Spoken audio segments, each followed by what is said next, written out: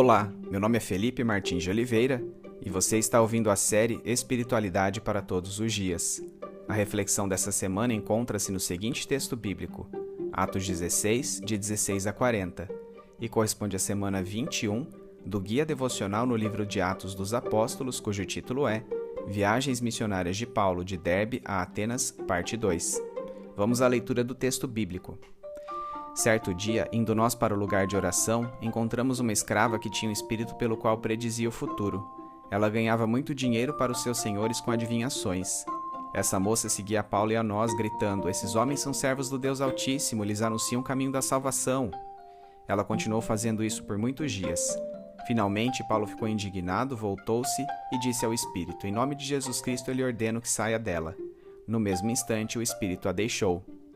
Percebendo que a sua esperança de lucro tinha se acabado, os donos da escrava agarraram Paulo e Silas e os arrastaram para a praça principal diante das autoridades. E levando-os aos magistrados, disseram: "Esses homens são judeus e estão perturbando a nossa cidade, propagando costumes que a nós romanos não é permitido aceitar nem praticar."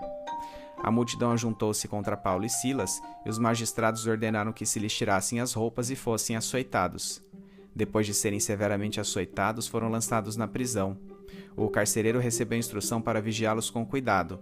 Tendo recebido tais ordens, ele os lançou no cárcere interior e lhes prendeu os pés no tronco. Por volta da meia-noite, Paulo e Silas estavam orando e cantando hinos a Deus. Os outros presos os ouviam. De repente, houve um terremoto tão violento que os alicerces da prisão foram abalados. Imediatamente, todas as portas se abriram e as correntes de todos se soltaram. O carcereiro acordou e, vendo abertas as portas da prisão, desembainhou sua espada para se matar, porque pensava que os presos tivessem fugido. Mas Paulo gritou: "Não faça isso, estamos todos aqui." O carcereiro pediu luz, entrou correndo e trêmulo, prostrou-se diante de Paulo e Silas. Então levou-os para fora e perguntou: "Senhores, que devo fazer para ser salvo?" Eles responderam: "Creia no Senhor Jesus e serão salvos você e os de sua casa." E pregaram a palavra de Deus a ele e a todos de sua casa. Naquela mesma hora da noite, o carcereiro lavou as feridas deles. Em seguida, ele e todos os seus foram batizados. Então os levou para sua casa servir-lhes uma refeição, e com todos de sua casa alegrou-se muito por haver crido em Deus. Quando amanheceu, os magistrados mandaram seus soldados ao carcereiro com esta ordem: "Solte esses homens." O carcereiro disse a Paulo: "Os magistrados deram ordens para que você e Silas sejam libertados. Agora podem sair, vão em paz." Mas Paulo disse aos soldados: "Sendo nós cidadãos romanos, eles nos açoitaram publicamente sem processo formal e nos lançaram na prisão, e agora querem livrar-se de nós secretamente? Não, venham eles mesmos e nos libertem." Os soldados relataram isso aos magistrados, os quais, ouvindo que Paulo e Silas eram romanos, ficaram atemorizados. Vieram para se desculpar diante deles e, conduzindo-os para fora da prisão, pediram-lhes que saíssem da cidade. Depois de saírem da prisão, Paulo e Silas foram à casa de Lídia, onde se encontraram com os irmãos e os encorajaram. E então partiram.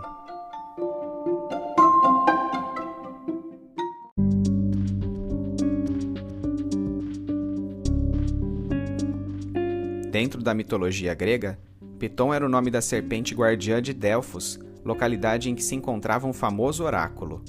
Deste substantivo próprio originou-se o termo pitonisa, que correspondia à sacerdotisa que falava de forma involuntária, supostamente induzida pelo espírito de Piton e inspirada pelo deus Apolo. Na cidade de Filipos, uma escrava desempenhava o poder de clarividência por influência de um demônio, e por isso era grande fonte de lucro para seus senhores. Esta pitonisa seguia Paulo e Silas por vários dias, gritando: "Esses homens são servos do Deus Altíssimo, e lhes anunciam o caminho da salvação." Com isso, o espírito mau que atuava por meio daquela jovem pretendia denotar que o Deus Altíssimo era mais um dentre tantos aqueles que compunham o panteão greco-romano.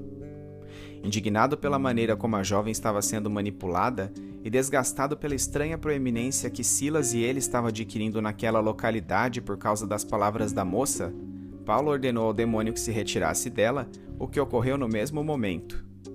Juntamente com o espírito de adivinhação, o negócio lucrativo que ele sustentava ruiu. Por isso, irados, os indivíduos que ganhavam dinheiro às custas da ex-pitonisa agarraram Paulo e Silas, levando-os em praça pública perante as autoridades. Aproveitando-se da evidente oposição que os judeus ofereciam à adoração ao imperador romano, e sem saberem distinguir o cristianismo como um movimento à parte do judaísmo, os senhores da escrava acusaram Paulo e Silas com base em sua etnia, como se o exorcismo por eles empreendido configurasse uma perversão do culto greco-romano tradicional por seguidores do judaísmo. A isto, os magistrados romanos de Filipos, sem julgamento formal, ordenaram que Paulo e Silas tivessem suas roupas rasgadas e fossem severamente açoitados e lançados na prisão. Eles foram encerrados num cárcere interior e presos a um tronco, não somente por uma questão de segurança máxima, mas também para serem mais facilmente torturados. Sendo Lucas totalmente gentil e Timóteo meio judeu, meio gentil, não foram aprisionados juntamente com Paulo e Silas, visto que a acusação dirigida sobre eles incidia em sua origem judaica. Por volta da meia-noite, enquanto Paulo e Silas oravam e cantavam hinos a Deus, um grande terremoto sobreveio, fazendo com que as cadeias fossem sacudidas de tal modo a surgirem fendas entre suas pedras, as quais liberaram as correntes, abrindo-se também as portas do cárcere. Se um preso fugisse, a vida do guarda era exigida em seu lugar, e por este motivo, ao ver abertas as portas da prisão, o carcereiro desembainhou sua espada para cometer suicídio. Entretanto, Paulo interveio antes que isso acontecesse, revelando-lhe que todos os prisioneiros estavam no local, certamente sem terem tido chance de correr para fora da prisão, ainda transtornados pelo terremoto recém-ocorrido. O mais habitual era que houvesse uma equipe de 2 ou 3 guardas para servirem de carcereiros, ainda mais no período noturno, que exigiria revezamento para a vigilância dos presos por um deles enquanto o outro descansasse. É provavelmente a seus companheiros de trabalho que o soldado pediu um lampião para correr até o local onde os detentos encontravam-se. Naquela época, era comum que as casas dos carcereiros fossem conjugadas às prisões. Levando os missionários para fora da masmorra, à sua casa, enquanto deixava os demais presos sob custódia de seus companheiros de trabalho, o guarda perguntou-lhes: Senhor, que devo fazer para ser salvo? Os soldados certamente ouviram o burburinho propagado na cidade que aqueles homens anunciavam o caminho da salvação, mas agora testemunhava pessoalmente atitudes condizentes com isso, o que fez despertar nele a necessidade de ouvir o que tinham a dizer. Eles assim responderam à pergunta do carcereiro: Creia no Senhor Jesus e serão salvos você e os de sua casa. Paulo e Silas pregaram o evangelho a toda a família do carcereiro, que àquele ponto encontrava-se desperta por causa do terremoto. Como prova concreta de sua conversão, o soldado lavou-lhes as feridas, infligidas pelos açoites, e serviu-lhes uma refeição. Todos eles professaram a fé em Jesus Cristo e, então, foram batizados.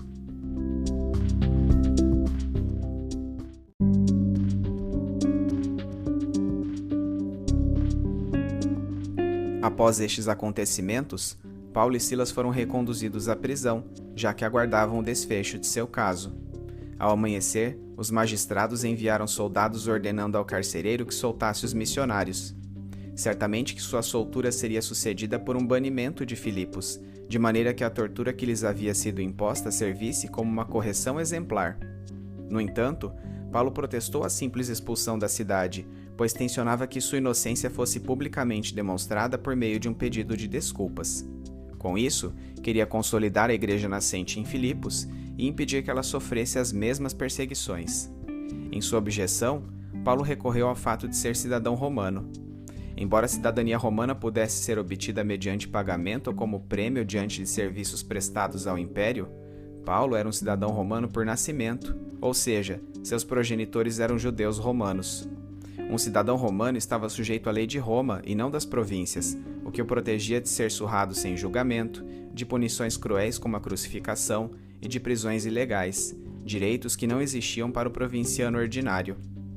Se Paulo e Silas desejassem recorrer a instâncias superiores, os magistrados de Filipos poderiam ser desqualificados de seu ofício. Por isso, ao ouvirem que os pregadores eram cidadãos romanos, temeram e vieram até eles para se desculpar, em reconhecimento à sua inocência. Apesar da ordem de saírem de Filipos, Paulo e Silas ali permaneceram, com a certeza de que não mais seriam importunados. Voltando à casa de Lídia, encontraram-se com os irmãos de fé e contaram-lhes o ocorrido. A residência passaria a ser local de reunião da igreja em Filipos, provavelmente tendo como seus primeiros integrantes a própria Lídia, a pitonisa exorcizada e o carcereiro e sua família. Este núcleo cresceria e tornar-se-ia importante centro de atividades cristãs, contribuindo com o sustento do apóstolo Paulo em certas ocasiões. Alguns anos depois da fundação desta igreja, Paulo a visitaria novamente a caminho de Jerusalém. Ele escreveria sua epístola aos Filipenses durante o período de sua prisão em Roma de 59 a 61 ou 62 d.C., mais ou menos 10 anos depois de ter estado ali pela primeira vez.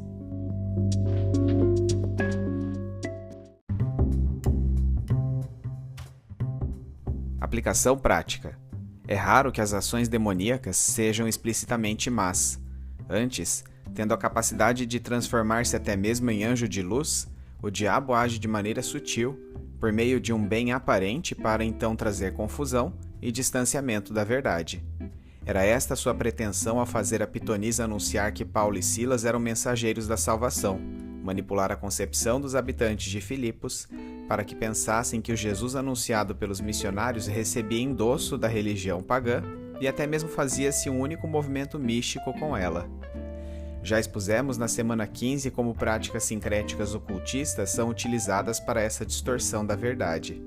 Mas é preciso reforçar a este ponto como o diabo usa de subterfúgios aparentemente inofensivos para confundir a mente humana a respeito do Evangelho. Em sua obra Cartas de um Diabo a seu Aprendiz, C.S. Lewis discorre sobre este assunto. Seu homem está acostumado desde pequeno a manter uma dúzia de filosofias incompatíveis dançando em sua cabeça ao mesmo tempo. Ele não classifica as doutrinas essencialmente em verdadeiras ou falsas, mas como acadêmicas ou práticas, ultrapassadas ou contemporâneas, convencionais ou opressoras. É o jargão, e não o argumento, o seu maior aliado para mantê-lo longe da igreja. Assim como o indivíduo tentado pelo demônio aprendiz Vermelindo na obra de Lewis, hoje em dia somos assolados por inúmeras filosofias, ideologias e vertentes espiritualistas.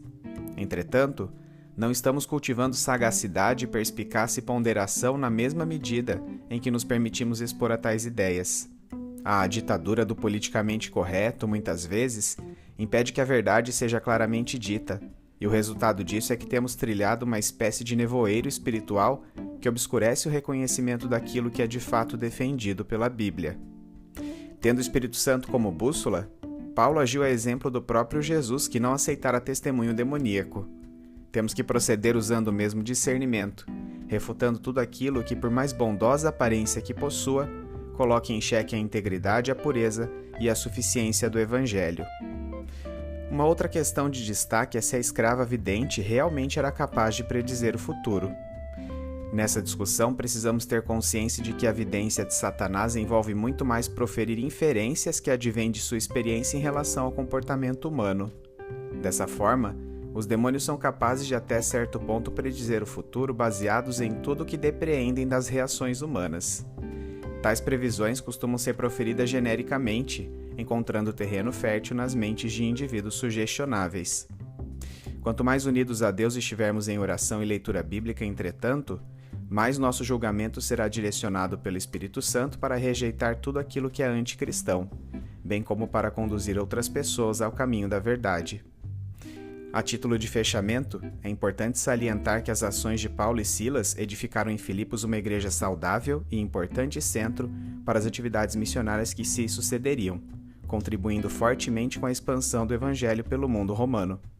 Convertendo o mal em bem, o Espírito Santo validou a frase da pitonisa em Filipos: aqueles homens realmente anunciaram ali o caminho da salvação.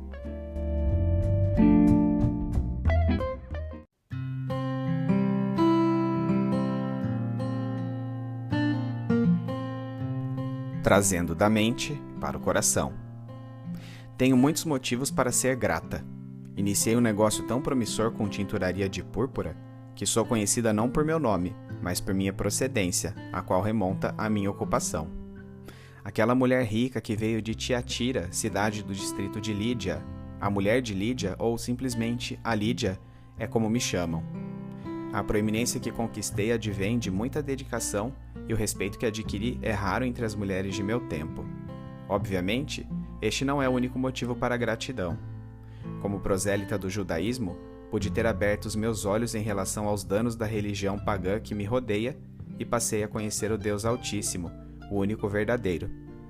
Praticar a religião judaica na cidade onde resido, Filipos, é bastante difícil, uma vez que somos tão poucos a ponto de não podermos contar sequer com uma sinagoga. Por isso reunimos-nos à beira do rio Gângetes aos sábados para a leitura da Torá, oração e adoração. Quando Paulo surgiu em um de nossos encontros, anunciando-nos o Evangelho de Jesus Cristo, tudo finalmente fez sentido. Vi nele o cumprimento das promessas das Escrituras que leio semana após semana. O toque do Santo Espírito aqueceu meu coração, e não hesitei em entregar-me a Jesus. Desde então, com alegria, abri minha ampla casa para pouso de Paulo e de sua equipe de missionários. Sinto-me honrada em servir a Deus com minhas posses e desempenhando o dom da hospitalidade que Ele me deu. Eu não tinha nome. A pitonisa, a sacerdotisa ou simplesmente a escrava vidente era como me conheciam. Prisioneira não somente dos demônios, mas dos homens, meu sofrimento era explorado como clarividência, qual suposto dom vindo do deus Apolo, por quem presumivelmente eu falava. Mas não era eu quem falava, e disso bem sei, pois meu corpo não queria contorcer-se nos horríveis transes convulsivos, nem minha boca queria abrir-se para proferir palavras involuntárias. Parte de mim dirigia-se a estes homens, Paulo e Silas, querendo liberdade, mas a maior parte do meu ser não parecia ter volição nenhuma, e apenas seguia mecanicamente aquilo que era determinado pelo diabo. Dia após dia, sofridamente, ali estava eu, dizendo coisas que não queria dizer e fazendo o que eu não queria fazer, esperando a compaixão alheia, porém obtendo unicamente o olhar de curiosidade daqueles que me contemplavam como uma atração circense. Contudo, com uma única frase de Paulo, despertei repentinamente, como quem acorda de um longo sono. Apalpo uma mão com a outra. Tenho pleno controle sobre meu corpo. Sussurro algumas palavras, elas agora são minhas. Não há mais aquela voz, aquele som gutural terrível que provinha de meu estômago até fundir-se com meu intelecto, privando-me de minha personalidade. Em nome de Jesus Cristo, único Deus verdadeiro, fui liberta, e não desejo outra coisa que não seja servir a este Jesus, jamais voltando à minha antiga vida. Recobrei minha identidade, e ela está intrinsecamente ligada a meu Deus.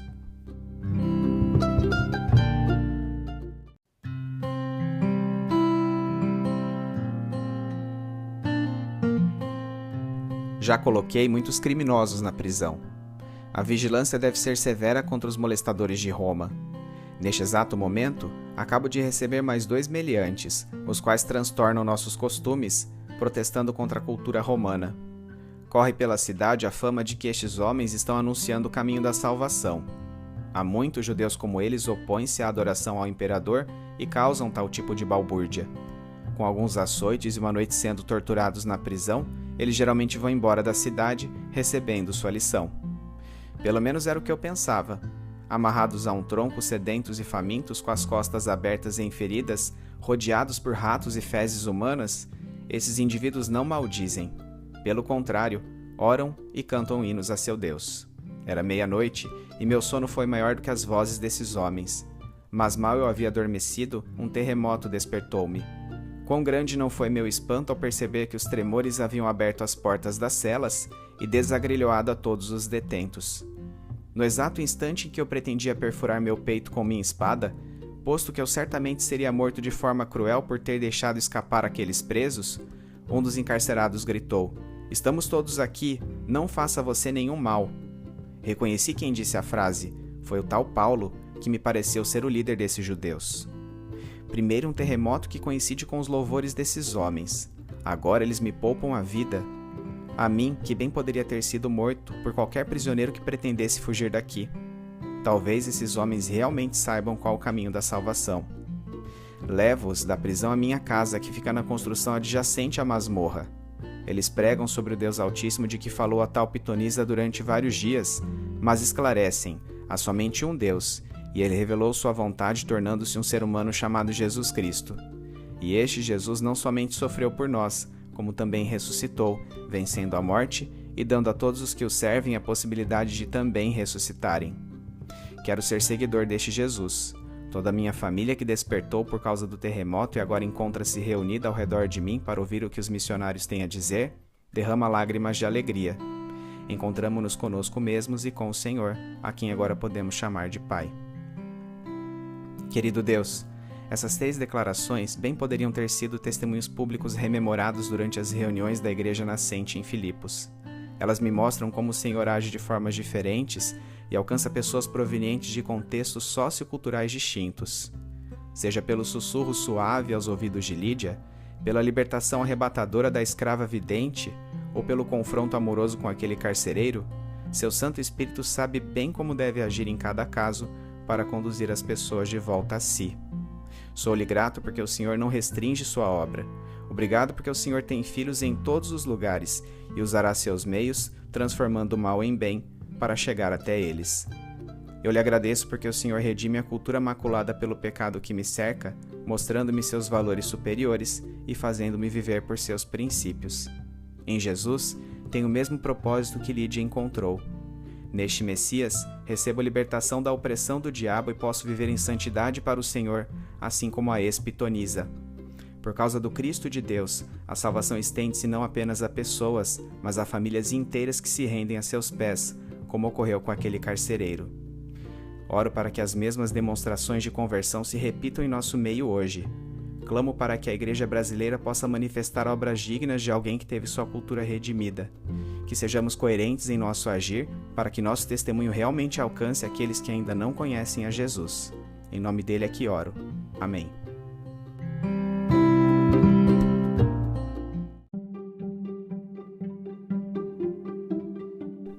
Medite mais sobre este texto ao longo da semana.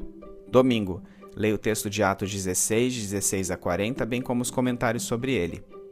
Segunda-feira, a que correspondia a figura das pitonisas do mundo greco-romano da antiguidade? Qual ameaça ao ministério de Paulo e Silas inerente à declaração aparentemente favorável da pitonisa de Filipos? Terça-feira, que eventos sucederam o exorcismo da pitonisa pelo apóstolo Paulo? Quarta-feira, o que caracterizava a cidadania romana, como apresentada por Paulo e Silas? Quais as implicações de ser cidadão romano em relação aos sofrimentos que eles experimentaram em Filipos? Quinta-feira, quais as consequências para a igreja nascente em Filipos do fato de Paulo ter apelado à cidadania romana? Sexta-feira, com que tipo de testemunho biográfico da oração do item trazendo da mente para o coração você se identifica? Em sua vida, o trabalhar de Deus foi um convencimento intelectual suave como ocorreu com Lídia, uma libertação arrebatadora da influência do diabo como foi com a ex-pitonisa, ou um confronto amoroso como se deu com o carcereiro? Sábado, quais as implicações práticas do texto de Atos 16, de 16 a 40 para a sua vida?